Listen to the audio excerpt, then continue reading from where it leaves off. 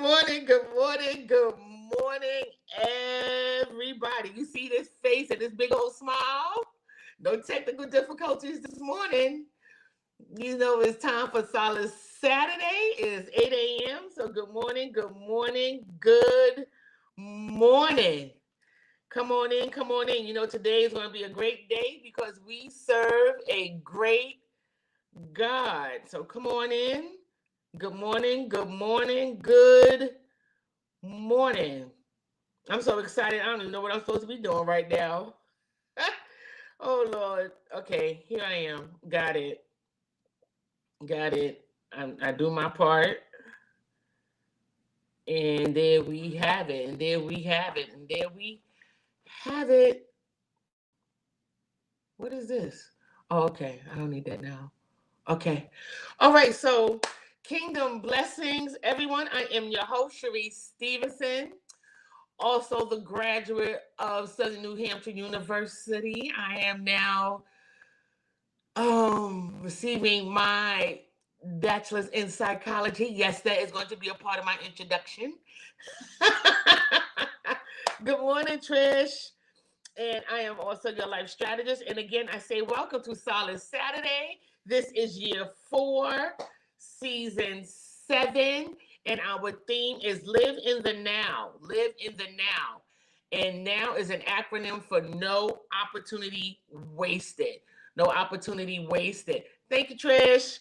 So listen, so Solace Saturday is a platform of growth and encouragement that was birthed from the third installment of Unnamed and Unwanted, the trilogy. I know who I am, the process to positivity.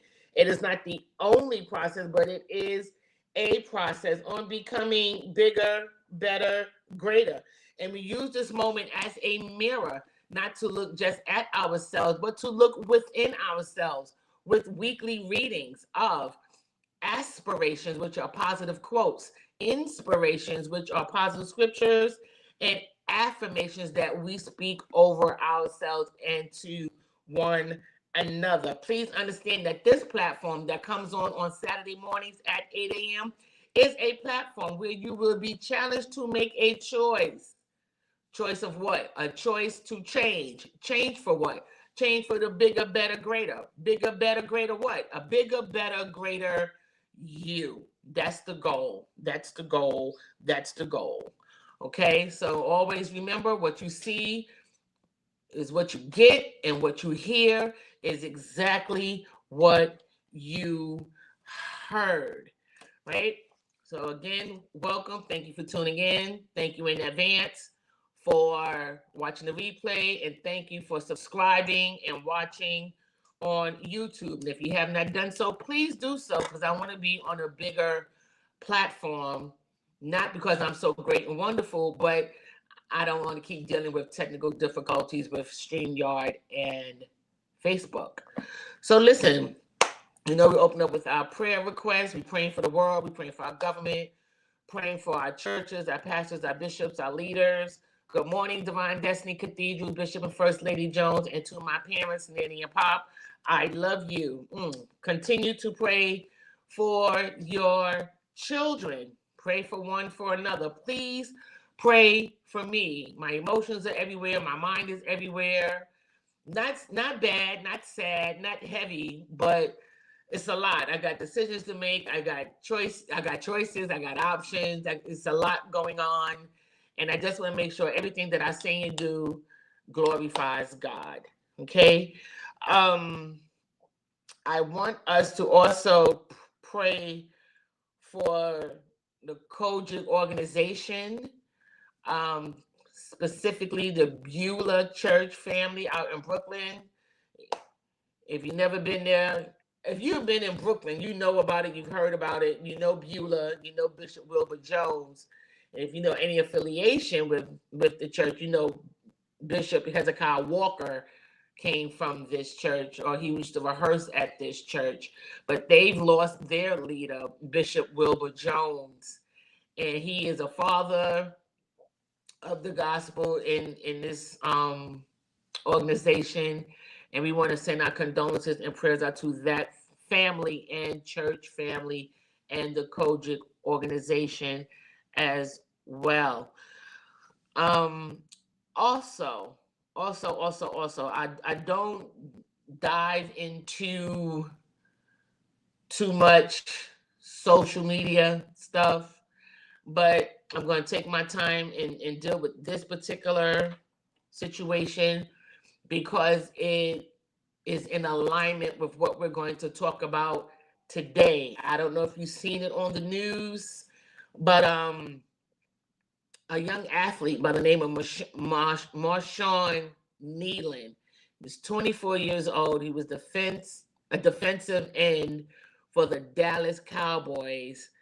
Um, committed suicide. Committed suicide. He shot himself the other night. Mind you, a few days after winning the game. They played, I think, Monday or something like that, and he killed himself Thursday. Um, very tragic. They're linking it to mental health, which is why I'm pausing right here. They're linking it to mental health. Pray for his family. Pray for his girlfriend who had to hear the call. She was on the phone with him to a certain extent. It's a lot. It's a lot, and I want to talk about it a little bit later on the platform. But please keep that family in your prayers, because now there's the why of it all. There's the why of it all now, and we're going to get into the why a little bit later about dealing with our topic. All right. Birthday shout outs. I know there are many to everybody. Happy birthday, happy anniversary, happy. But I only want to acknowledge one person today, and that is my beloved cousin, Pastor Jamel Lewis. His birthday was yesterday. You know, he holds me down on 4 Saturdays. So I just want to publicly acknowledge him on his birthday. I love you, Snookadoodles. I do not call him Snookadoodles. I don't know why I said that. Maybe just to make him laugh. And if you recall a few weeks ago, he was in a very bad car accident. So we thank God for his life and his survival and that he is still among the living. I'm glad that I can see him and I'm not viewing him. All right. So happy birthday, Jamel. Happy birthday to everyone who's having a birthday or celebrating something wonderful. The fact that you're here listening to me, we celebrate that. So happy, joy. Announcements. You know, we fast every Wednesday, 6 to 6. The month of November is mental health, men's mental health. You know, I've been promoting it since we've been back on the air, and now we are here dealing with it, acknowledging it, bringing awareness to it. The month of November. I also found out that November is diabetes awareness. I don't know if anybody knew that, but also diabetes awareness. And men, take care of yourself, because I've found out a lot of men really deal badly with diabetes. So please, men, again, this is about y'all. Take care of yourself. You are needed. You are wanted. You are loved. There is space here for you. We need you. I need you. So please take care of yourself. Listen, Bigger, Better, Greater Shop online is active, is up. Start shopping for Christmas. Get your little stocking stuffers. Oh, look who's here, y'all. Look who's here. Yep, I got Lance up this morning. He's here. This is my baby. See his shirt? Say Bigger, Better, Greater. One of the beautiful items you can get on the online shopping work. Say hi, Lance. Look at him waving. That's my baby. He's representing the men of the house for men's mental health. Yes. Good morning, Lance. That's his name. So that's on the Bigger, Better, Greater online shop. There's information really quick in case you need it.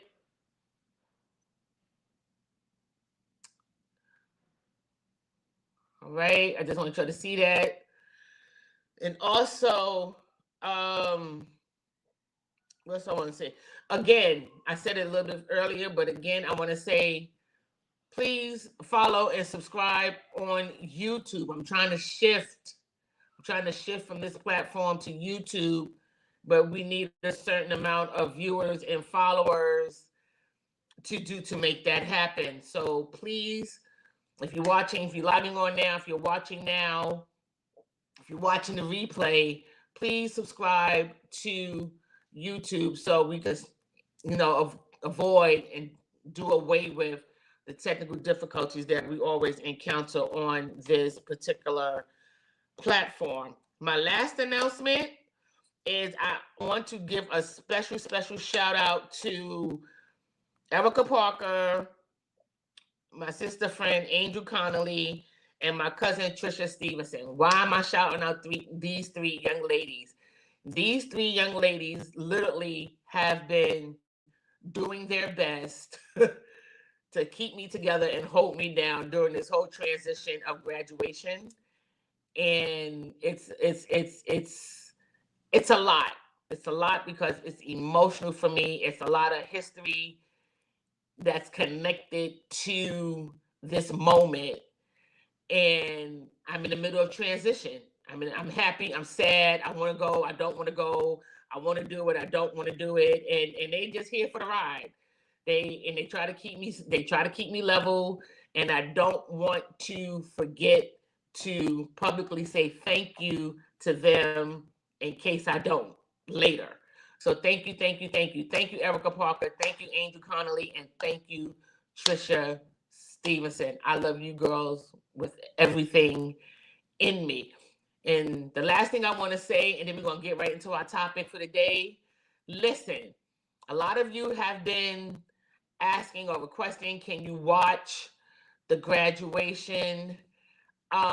Yes, it's going to be on YouTube. I am going to put the link up on Facebook, probably the morning of the ceremony. The ceremony is November 23rd, 10 a.m., and it's going to be on YouTube. So I believe if you would just Google Southern New Hampshire University, it should pop up, but I'm going to post the link.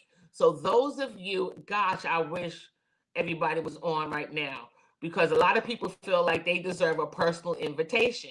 I am not going to be in the right mindset to remember everybody to send you a personal invitation. So here is your personal invitation.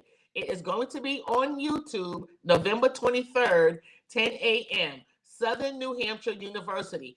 Please look it up in case I forget to send it to you directly. Can you do that for me? Because I really don't want to have to come back after a great weekend and use my Baptist Sunday school words and you'll read between the lines, okay?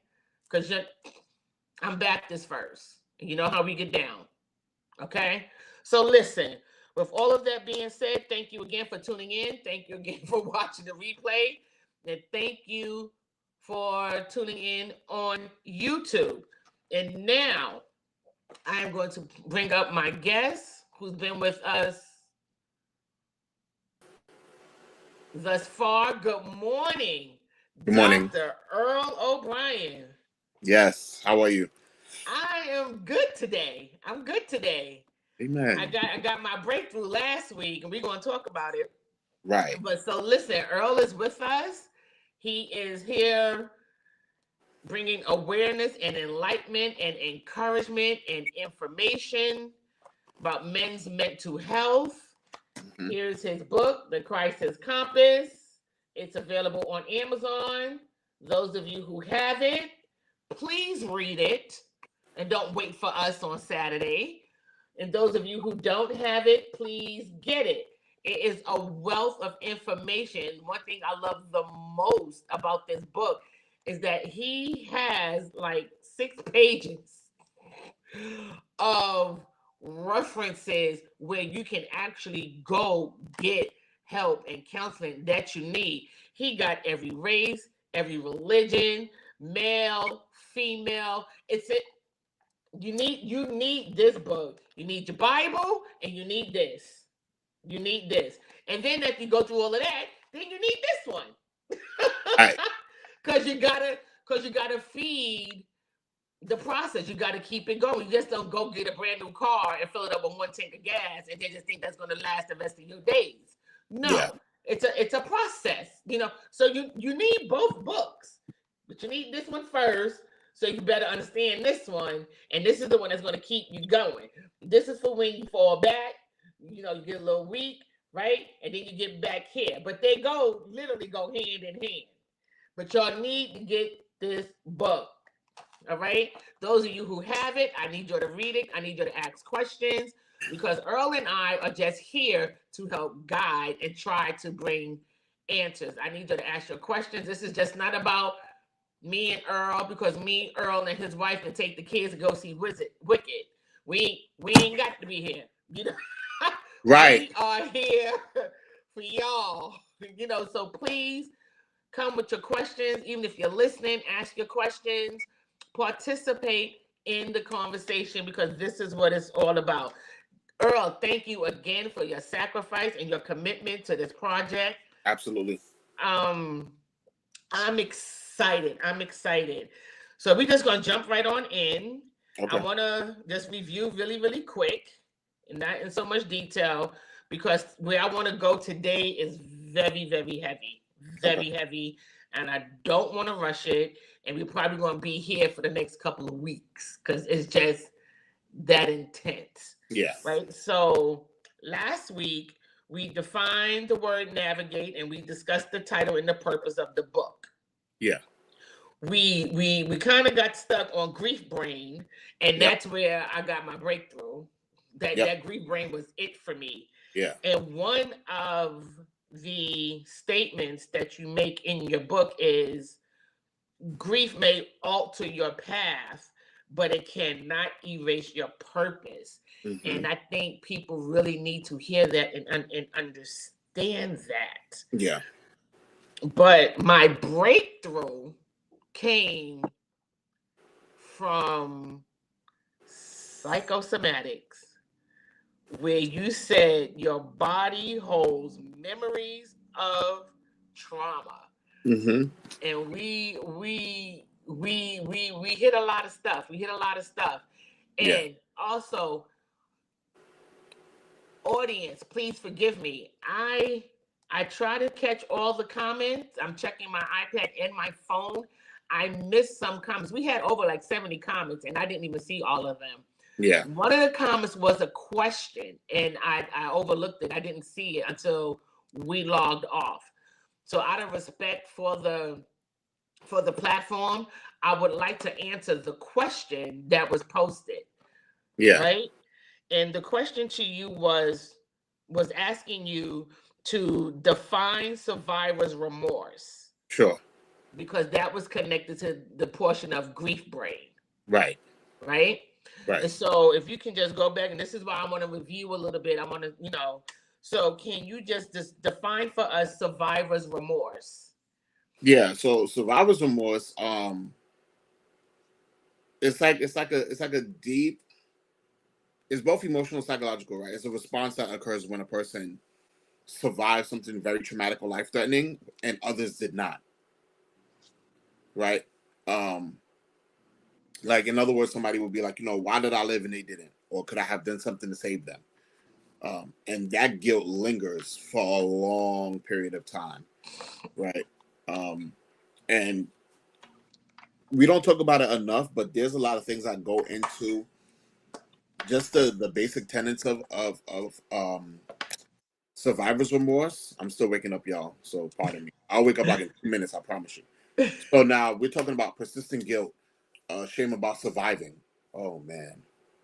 Intrusive thoughts about the event, right? Whatever that may be attached to. Flashbacks and nightmares, right? What we call night terrors. It can exacerbate symptoms of depression and anxiety. Somebody can definitely have a loss of interest in life or pleasure. Things that once brought them happiness, like they no longer have interest to it. But I think we talked about last week, difficulty celebrating your success or milestones. right? Feeling responsible for other people's pain and loss. So from that angle, that's what survivor's remorse is in a nutshell. Feeling like you should have been in the place of the person that's no longer alive, and you're not understanding, or you having difficulty in how to navigate or how to deal with that in real time. And a lot of times when people are battling with survivor's remorse, instead of actually navigating through that, they just make themselves either extra busy or they don't make themselves busy at all. So it's either one of the other extremes. Okay. You said real time. Yeah. What is real time? So a lot of people, when I say handling or dealing with something in real time, meaning actually facing what happened, not running from it, not trying to be a workaholic, not trying to drink over it, right? Not trying to use any vices or any type of unhealthy distractions, because that will be some people's default, because the pain of it is too heavy to deal with, right? All at once. So they'll try to, like for me, I'll talk about me. I dealt with survivor's remorse after my mom passed. So instead of actually doing the work, I was smoking it away. I was drinking it away. I was like, I don't got time for that right now. I got to focus.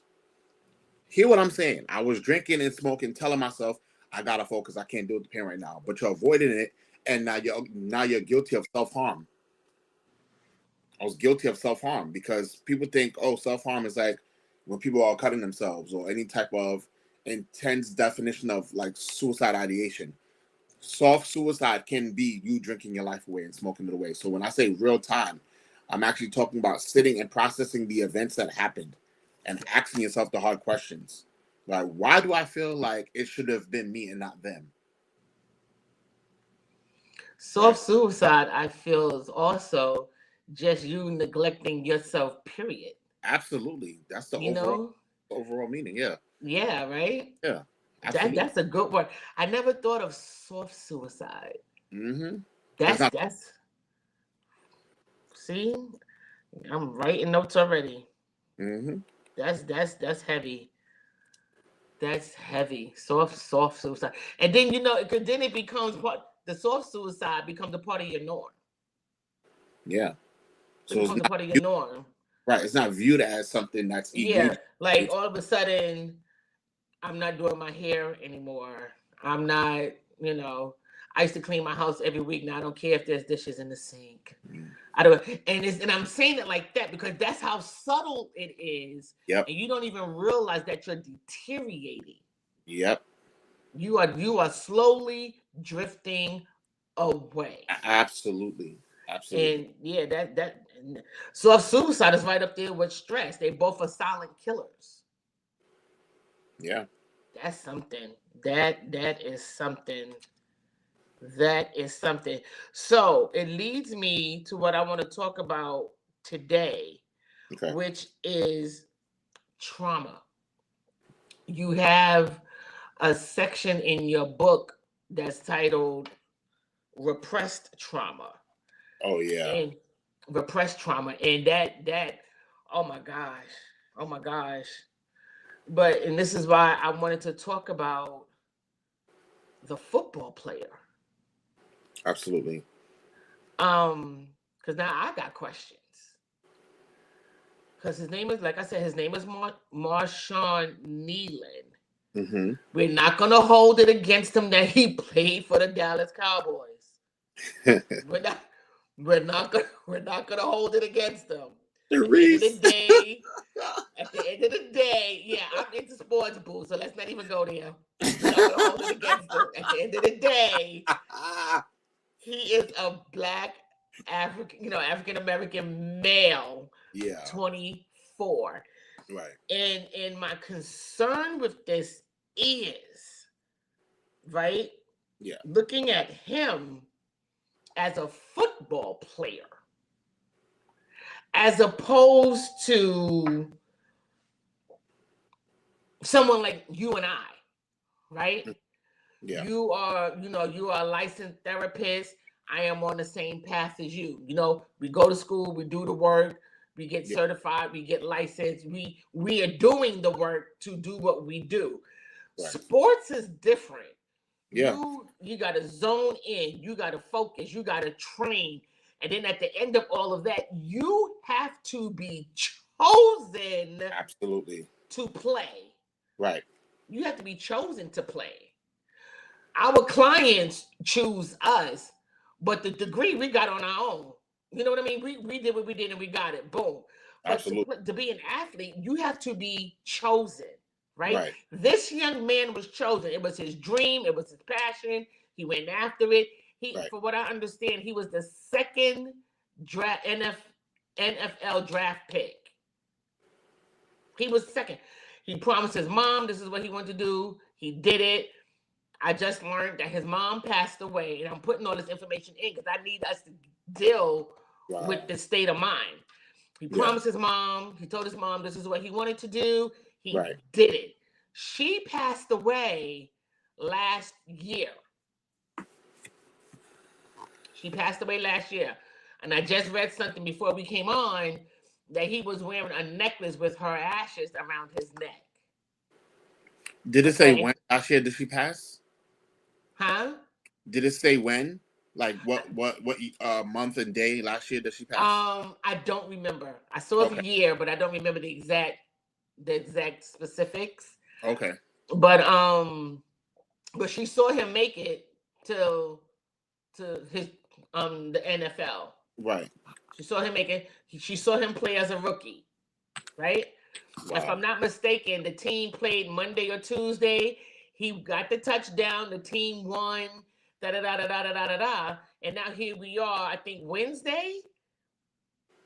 He self-inflicted. And he kills himself. He shoots himself. Trauma. How repressed is trauma? You mentioned something about hidden pain. Yeah.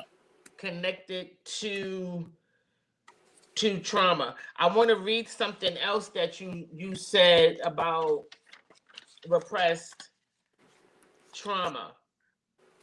And it's on pages 45 and 46. Mm-hmm. You said it's a disruption of trust. It often breeds emotional instability. Yep. Leading to cycles. And cycles is such a key word. Yeah. Cycles of anxiety, anger, depression, and difficulty in forming and keeping healthy relationships. And I feel like all of that is tied to hidden pain. Mm-hmm. Right? So let's talk about it. I took my time because I want everybody to understand suicide don't have a look. Mental health don't have a look. Oh. It doesn't, and I'm not, being funny or nasty. Mental health don't have a stench like homeless people. They have that odor, they have that smell. It's, they have a look. They have you gotta, so what, let's get into it. Let's get into this trauma, especially repressed trauma. Right. Help us. Just deal with the hidden pain or wherever you want to go. Because I need to know how do you deal with the why of it all. Yeah. Okay. Like what I said in when I talked about it, talks about, when you repress trauma, it can have profound effects on an individual's emotional and spiritual well-being, right? This is what I wrote in my books. I'm reading from that page.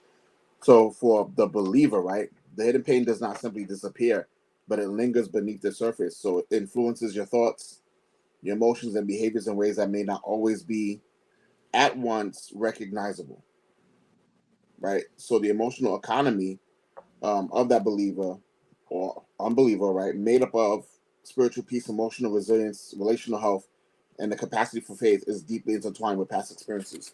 So when we talk about hidden pain, we're talking about suppressing those emotions, suppressing what you should be feeling. And it's not a popular thing for men to actually feel without being called weak, overly sensitive. You're being dramatic. It's not that serious, right? So when we hear phrases like that, when we hear words like that, our default is to say, okay, well, since no one else cares, why should I? Right? My job is just to protect, to provide all the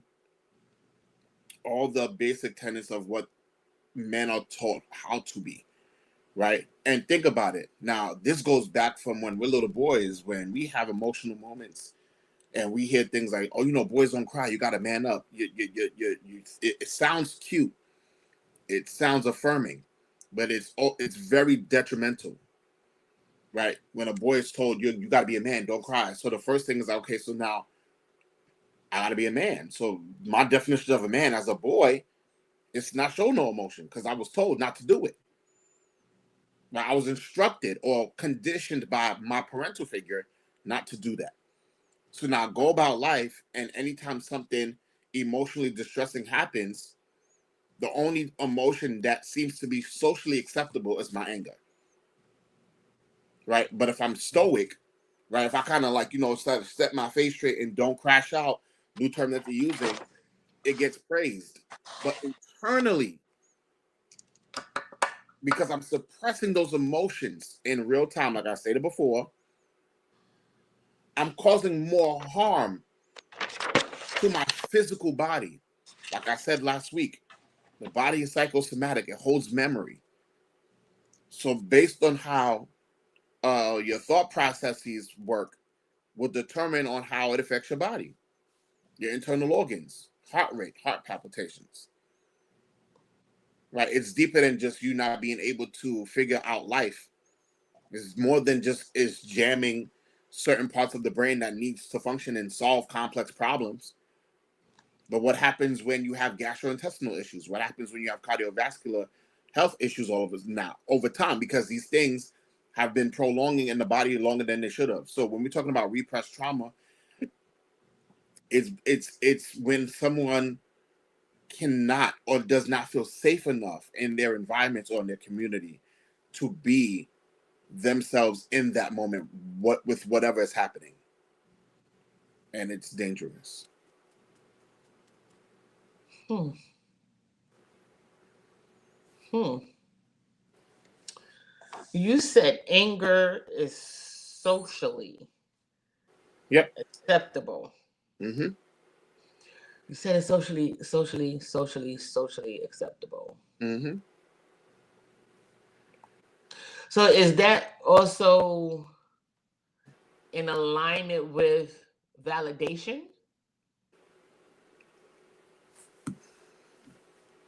Because if anger is socially acceptable, Right. so I'm a dude, right? My name is Chuck, right?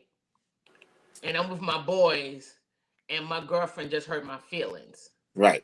So if I really want to just talk to my boys and be like, yo, how do I win her back? How do I really want to be with her. And I can't be that person. So now I got to be like, yo, screw her, forget her. I don't want to be with her anyway. Is that because I want validation from the boys?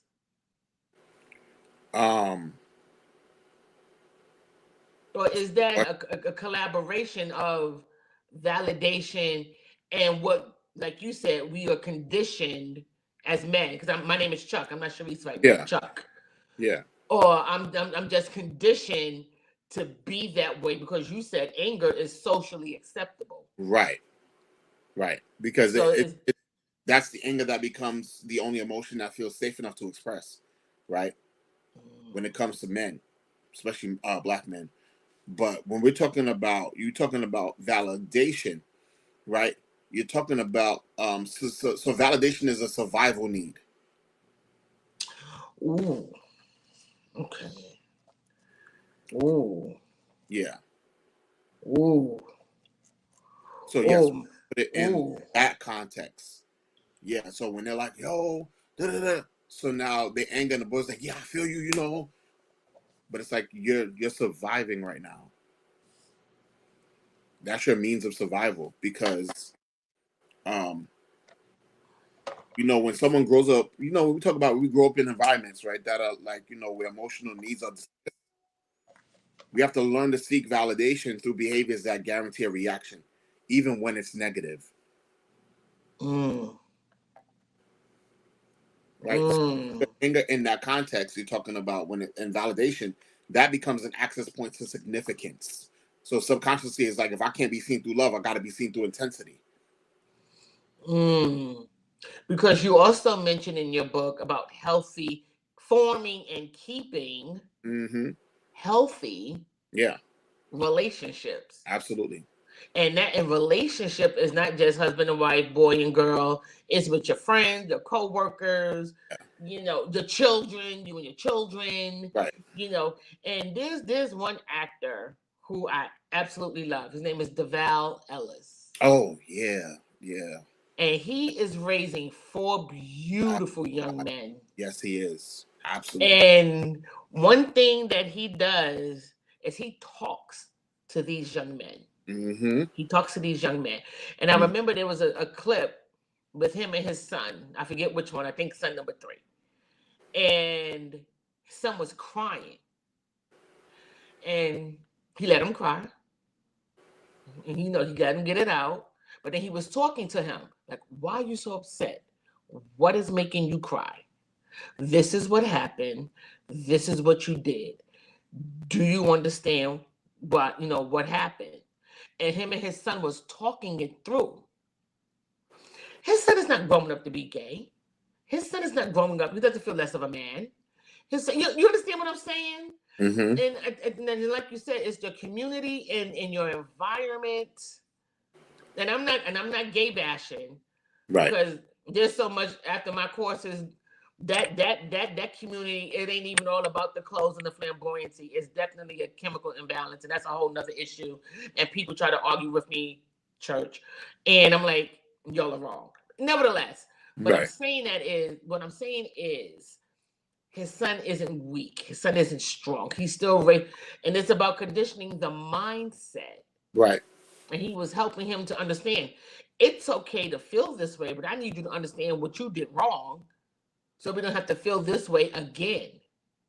I agree. And then I ain't got to have this conversation with you again. Right. So it's so important. And I like the fact that you said condition, because we're conditioned voluntarily and involuntarily. Yeah. Like, I was conditioned to believe something was wrong with me because my brother, who's no longer with us, who's older than me, was the favorite. He did no wrong. He got whatever he wanted. He did whatever he wanted to do. Da da da. Me, absolutely not. Yeah. So now but what is wrong with me? Why I can't go outside? Yeah. Why I can't have a birthday party? Why he get 3 gifts for Christmas and I only get 1? Why that and you know what? And stuff like that can lead to soft suicide, because now I'm being conditioned to think less of myself. Yep. And this is how trauma starts. This is the foundation of trauma. Yeah. And you can correct me when I'm wrong, but I'm speaking from experience, and now I have medical terminology and a degree and you to know that I'm talking right. Yeah. But this is how it starts. Yeah, that's how it starts. This is how it starts. And now I'm an adult, and I cannot be in a healthy relationship because now I'm always feeling like something's wrong with me, or I'm being targeted, or I'm being attacked, or I'm being... Right. No. And back to this young man who was only 24. I have nieces and nephews older than him or in his age group. Yeah, me too. He did everything he promised his mama he was going to do. Yeah. To take his own life? 24. 24. Trauma, repressed trauma, not being able to express yourself freely. And it's sad because I was talking to a friend of mine yesterday, um, and she's also a therapist too. She had hit me up. She was like, "Yo, did you hear about what happened with the dude that plays for Dallas?" And I'm like, "Yeah." I'm like, "So is it true that he really committed suicide?" She was like, "Yes." I'm like, "Oh my god, this boy is only 24. He didn't even live his life yet. He didn't even scratch the surface of being in the NFL yet. He did what a lot of people dream to do, and have gotten close, but got no contract. A lot of people have done the conditioning and the workouts, and probably went to Division 1 schools just to say they only had a career in football either in high school or college, and that's it. He went against the grain and went further than that.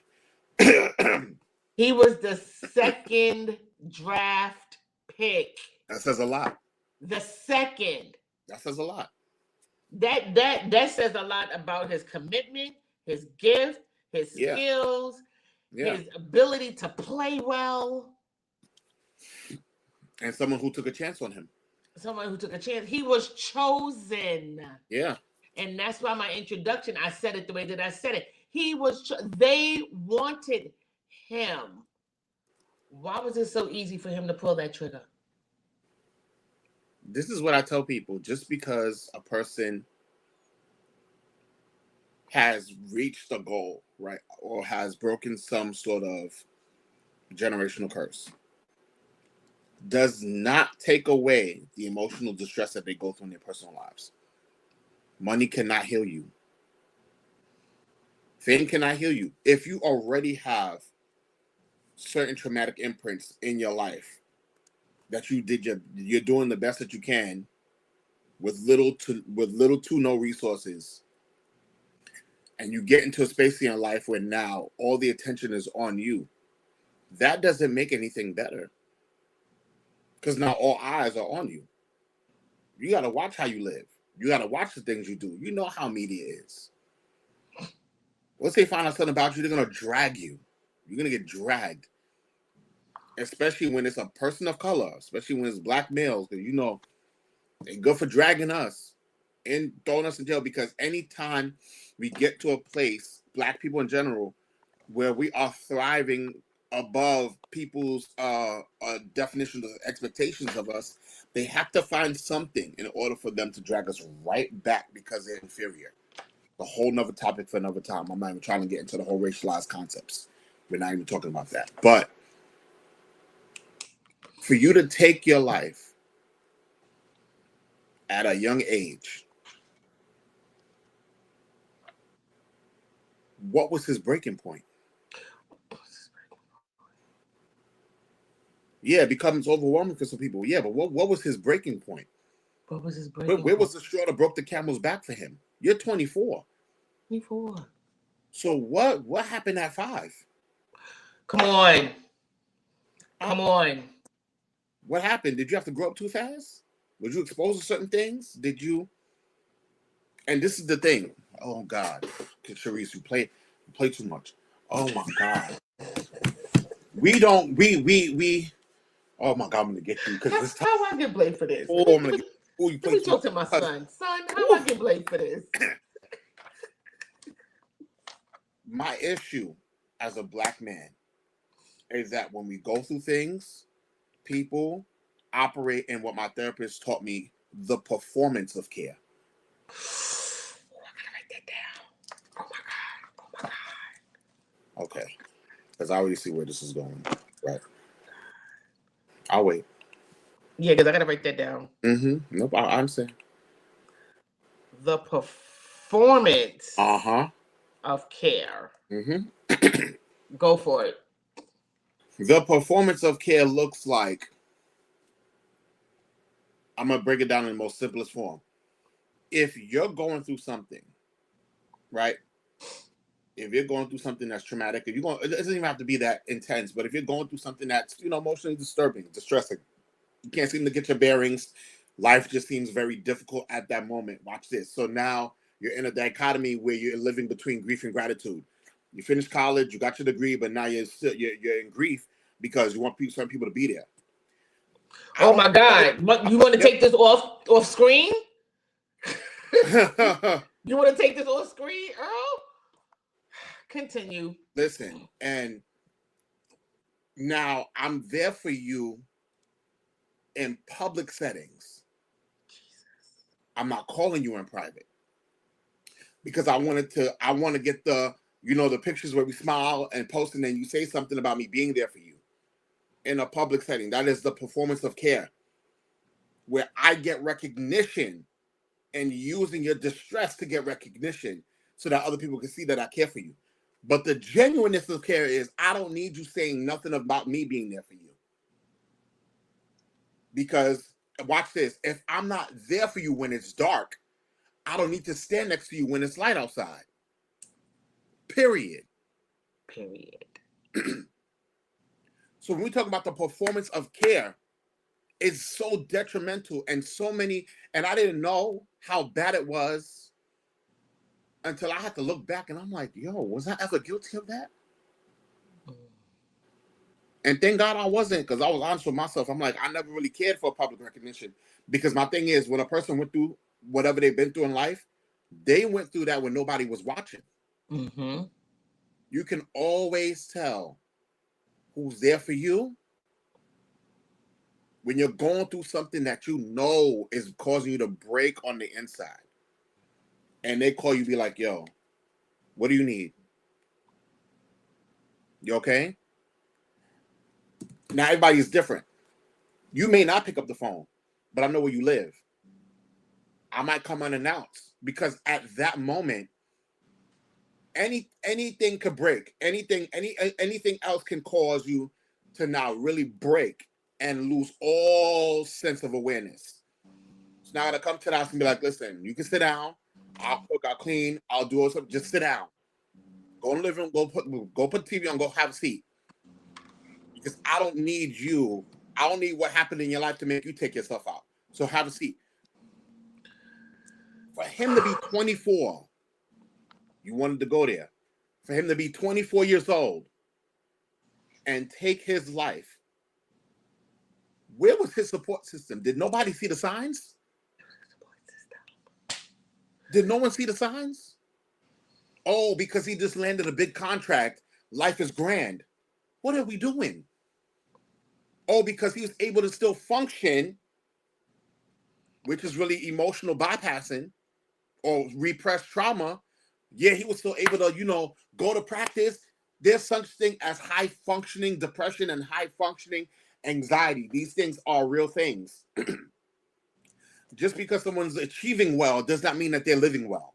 I can't. Let me share something with you, because I'm very transparent on this platform. If you haven't noticed, my two cousins, one is on right now, and she's probably gonna cry, and it's okay.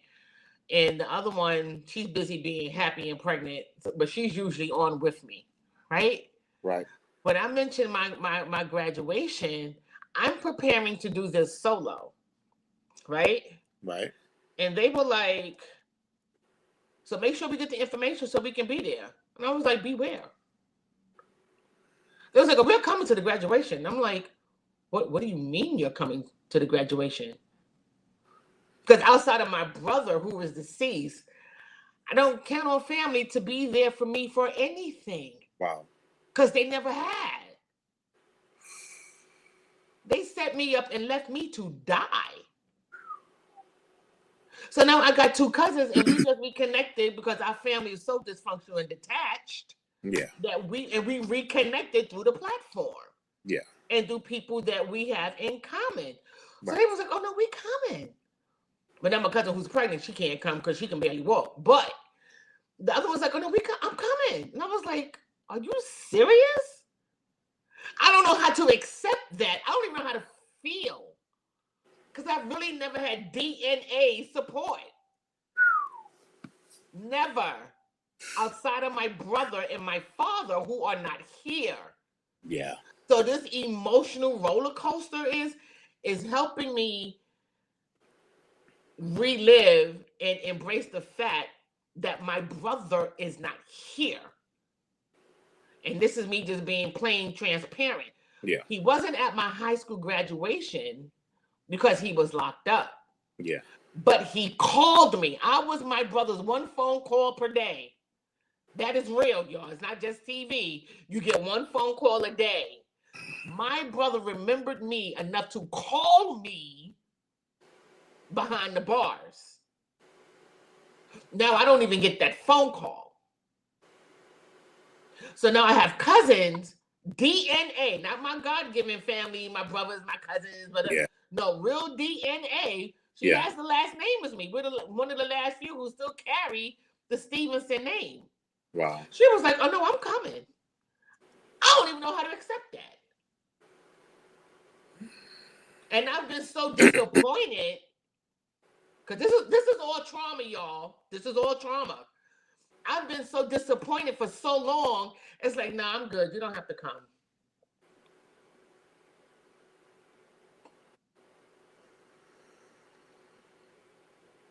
So now I have to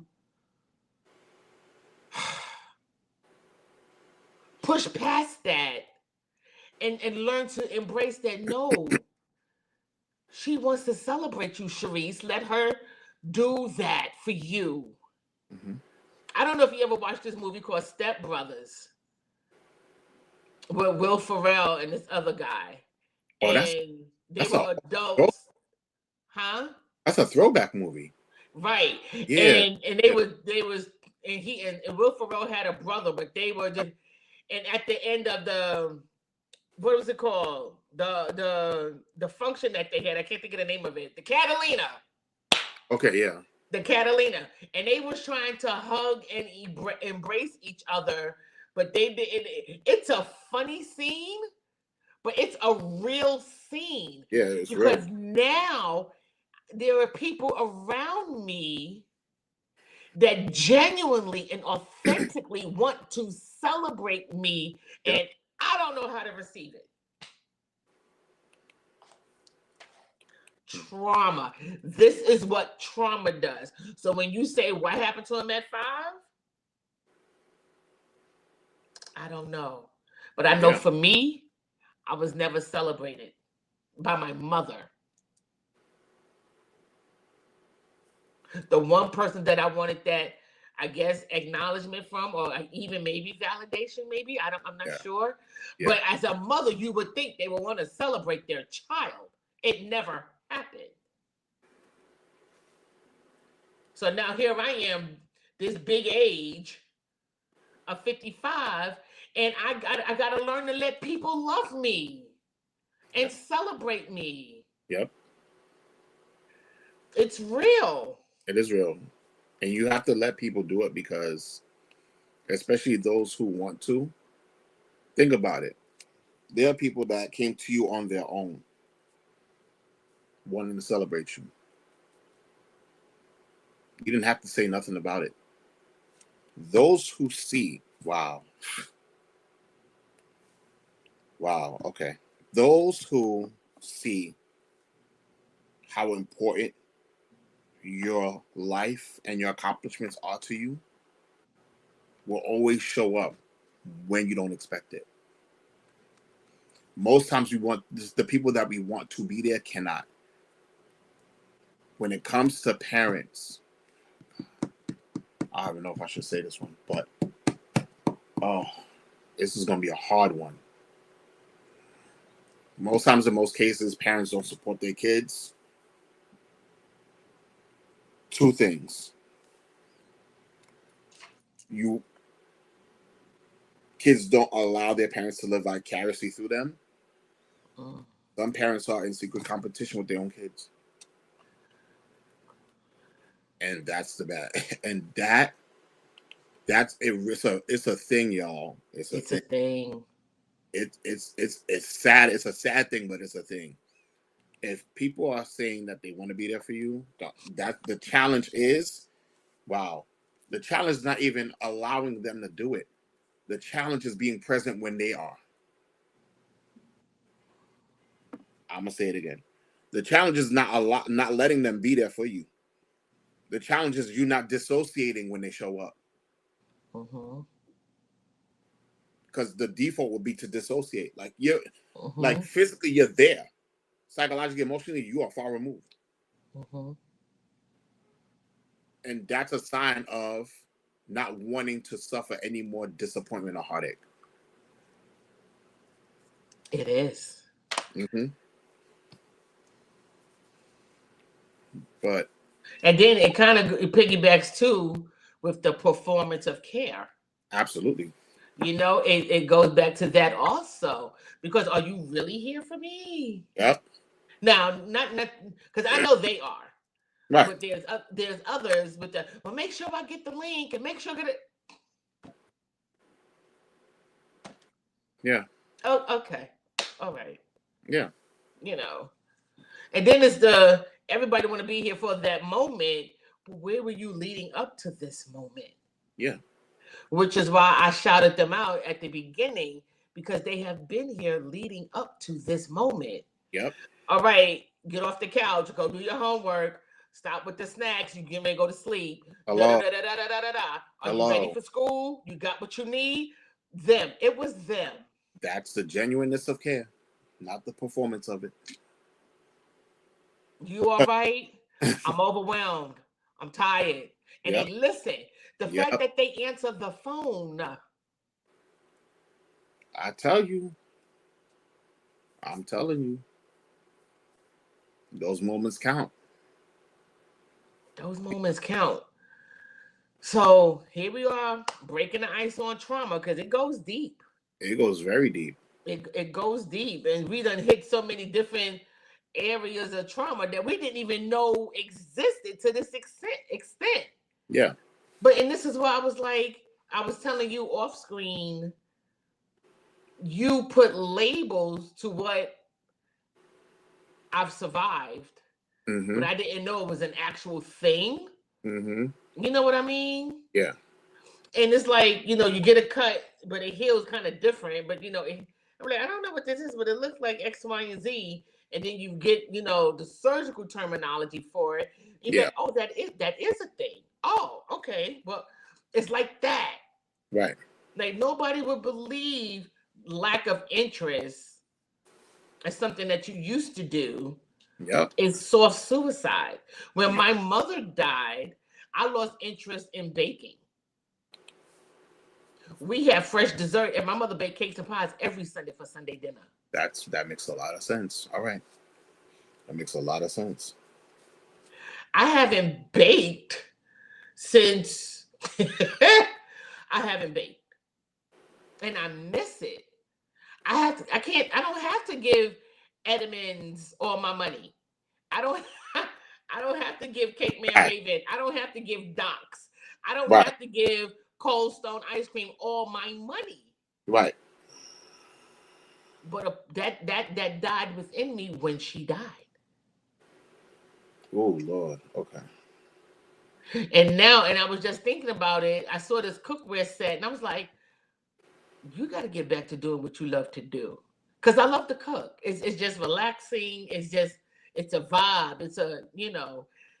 I was like, I got to get back to that. Yeah. My family is on. We cook. We ain't think because we just look in the mirror. We cook. Oh my You God. understand what I'm saying? Yes. And it's Oh my God. and I'm slowly. This is what I told you last week. I'm in my healing process. Yeah. Now I'm saying I want to do it. I haven't said I wanted to do it in years. Come on.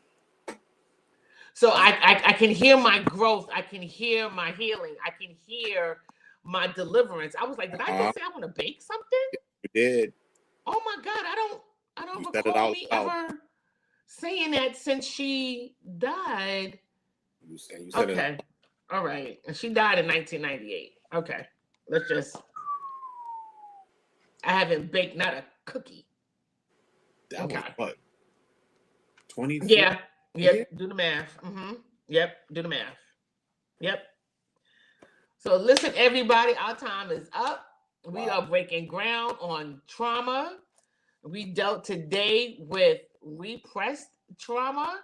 So many golden nuggets dropped. If you missed anything, go back, watch the replay. If you have questions, put it in the comments. I will. We will address them next week if we weren't able to do it today. Yeah. Okay. This is, and we're going to go deeper than this. Mhm. This platform is about truth and transparency. That's the only way you're going to heal, and the only way to heal is through vulnerability. I share because I need you to see examples. That's self-suicide. You could be dying right now. Don't even realize it. And don't even, so I wanted to bring that out, and so you can just pay attention, especially that lack of interest. That lack of interest. Oh yeah. It's deep. It's heavy. Yeah. Continue to pray for that young man's family. Please. Continue to pray for the Beulah Church family and the Kojic organization. This is another big hit for the church community at large. Mhm. Earl, always a phenomenal session. Thank you. The book. Get the book. Get the book. The Crisis Compass is on Amazon. It's on Amazon. I'm telling you, what we talking is in the book. Yep. Help is in this book. Healing is in this book. And we dealing with it. We're going to go a little deeper next week. They better hurry up. Until next week, y'all stay safe and y'all stay encouraged. Love you. Bye.